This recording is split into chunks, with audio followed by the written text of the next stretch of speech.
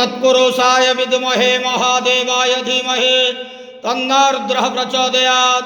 बाबा धवलेश्वर महाप्रभु दीपं यदि परम ब्रह्म दीपं यदि जनार्दनः दीपहरतु मे पाप पूजा दीप नमस्तुते।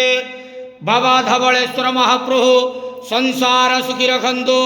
आज शुभ गुरुवार रे समस्त श्रद्धालु भक्त मानक आशीर्वाद करंतु, मनस्कामना पूर्ण करंतु, कर्म क्षेत्र उन्नति करंतु, ग्रहरिष्ठ खंडन करंतु, जगतर मंगल करंतु, विश्वर कल्याण करंतु, आपणकर नाम प्रकाश करंतु, सेवकर डाक श्रवण करंतु, समस्त गुआवसा भक्त मानकर मनस्कामना पूर्ण करंतु।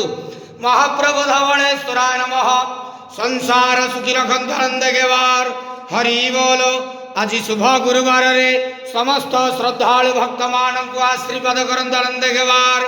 हरि बोलो। बाबा धवलेश्वराय नमो नमः।